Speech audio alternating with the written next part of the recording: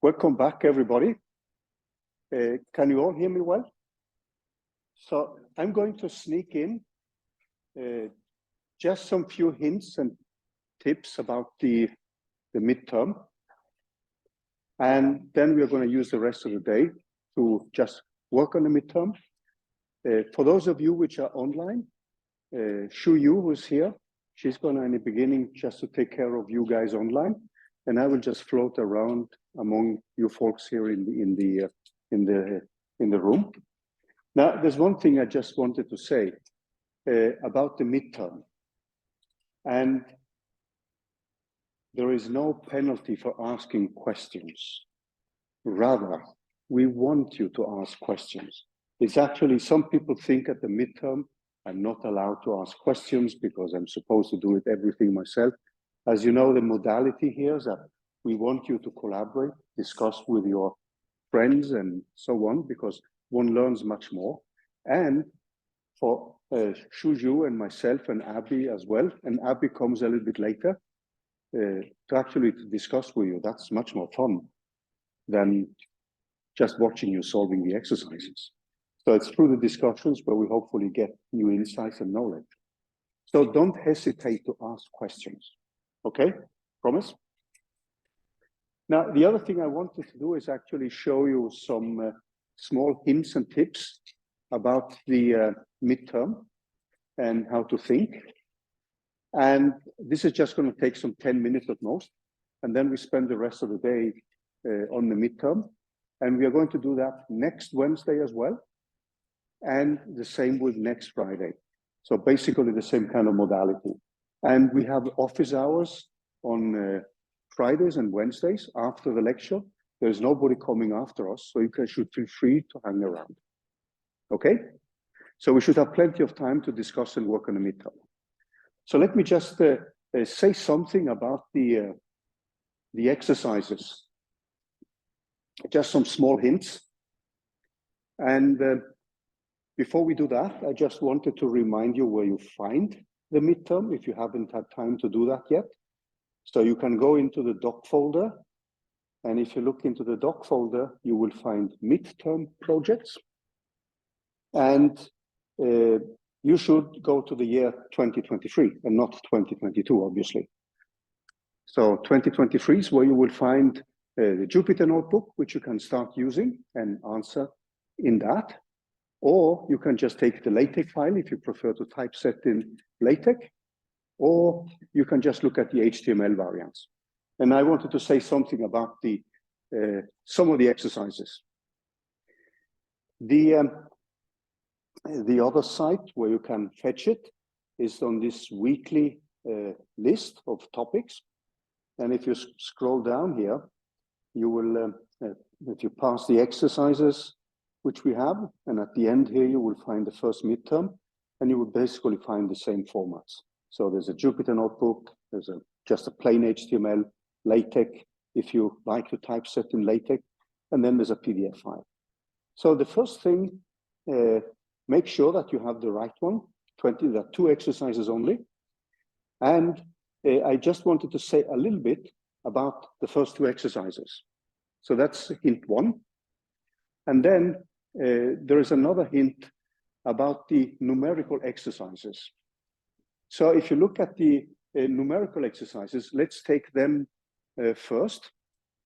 So when you have found this potential and you found the forces, you can then find the acceleration.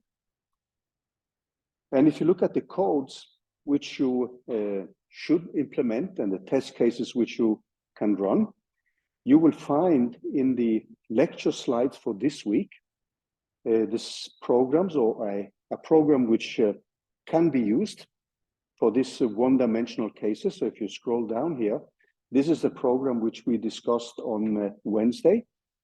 And this program here sets up the initial and the final time, a time step 10 to the minus 3. It initializes velocities and positions. Here we have the initial values, and you can choose different initial values. And the thing which you would need to do now, if you want to use this program, which implements the Euler-Kromer method, which you can see here, and that's going to be an energy conserving method. So you have to judge whether this is an energy conserving force or not. So that's one of the things you have to answer in the midterm. And if you find that this is an energy conserving force, then a method like Euler's method does not conserve energy as you move on and integrate over time. So I would recommend using the simplest improvements of Euler's method, which is the Euler-Kromer method. If you want to use a more advanced numerical method, you could implement this velocity Valais method, which you have as a solution to homework number 5. So essentially, if you look at that code, the only thing you would need to change, if you are getting a little bit stressed and busy with other things, is actually the expression for the acceleration. That's the only thing you will need to change. And then you can actually use that one and analyze the data. Be careful, however, that there are exercises where you're asked to take away some parts of the potential, and the solution can be sensitive to your step size. So when you're analyzing the results, and if you get something which does not match your intuition from the previous exercises, then you have to be a little bit careful with the numerical solution, because that depends on the time step you choose. So remember that this is one of the things we should keep in mind when we solve the physics problems with all possible tools. You can show it mathematically, you can solve it with numerically, but when you do it numerically, that's always an approximation, always. And that approximation depends on where you truncated the Taylor expansion, and obviously also the value of this delta t. So be careful when you analyze the numerical results, when you want to compare that with the kind of motion you extract from looking at the potential. So this code, you can also use that in the second exercise. In the second exercise, the thing you have to do is to add energy conservation, just to show that energy is conserved. That again is going to be a little bit sensitive to the value of delta t, because the potential is going to peak sharply. So that means that you will get places where you need a little bit more integration points in order to get a smooth result. So the thing we want you now, if we go back to the first part where you're plotting the potentials, when you plot these potentials, that is where you are going to get an intuition about what is going to happen. And then when you solve it numerically, you have to check your intuition about the system.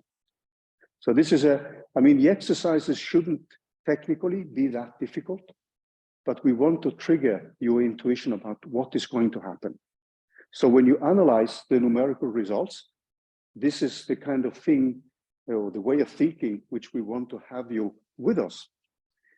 So from the programming point of view, this program, which you see in the weekly slides for this week, should actually be enough. So if we then go back to the exercises, in the first part, there's a plot the potential and then choose 2 different energies. And you have a similar one in the next exercise. And what we want you here, if we now switch to the whiteboard, so this is the second part of the hint and tips for today. So it's a way just to guide you, guide a little bit the way you are going to compare the numerical results with your intuition. So if you look at the potential which you have, so let's say in part 1, now I'm not going to make a potential which looks exactly like the one you had in you have in the midterm, but suppose now that you plot a potential, so you have a v of x, an x here, and we can say this potential maybe goes something like this.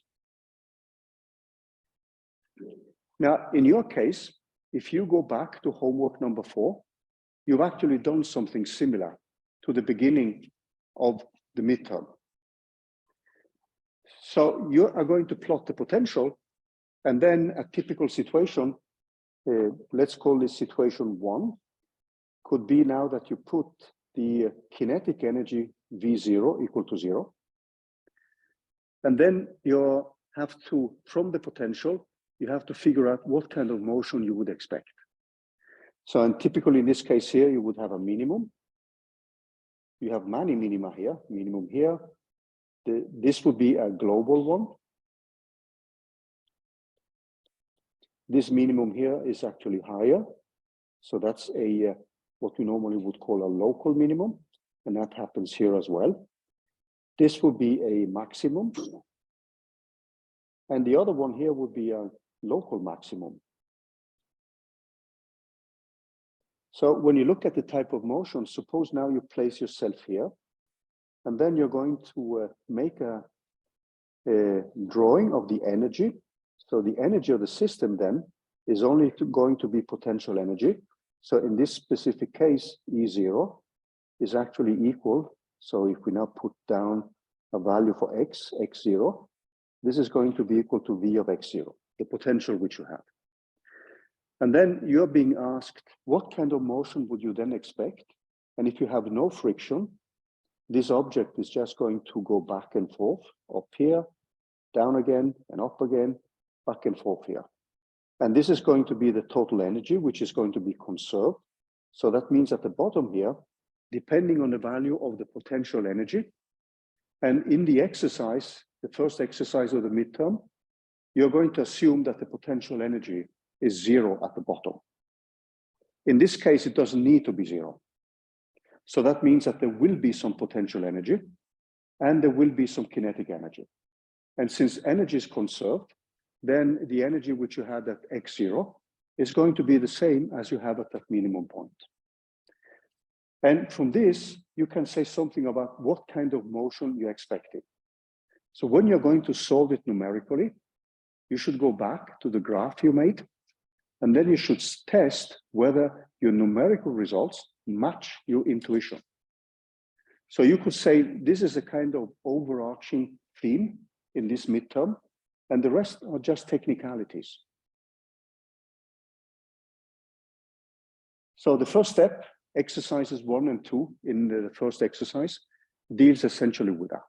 And when you asked about drawing a line for the energy, that energy line would be like that one. You would typically set the initial velocity to 0, which is often convenient because then the kinetic energy is 0, and all energy is potential energy. And you have an expression for the potential energy, and then you know exactly what the energy should be. And if the potential energy is 0 at the bottom, you can immediately find the velocity of the system. So essentially, this is the main theme. And in a way, it summarizes what we have done till now in this course. So I'm going to stop here. I'm going to walk around in the room here, and Shu Yu is going to take care of the people which are online and have questions there, if that is okay. So I'm going to stop the recording, and I will obviously upload the video so you can re-watch this. And then we just switch over to. So for those of you online, I'm going to stop the recording, and the video will be posted, obviously.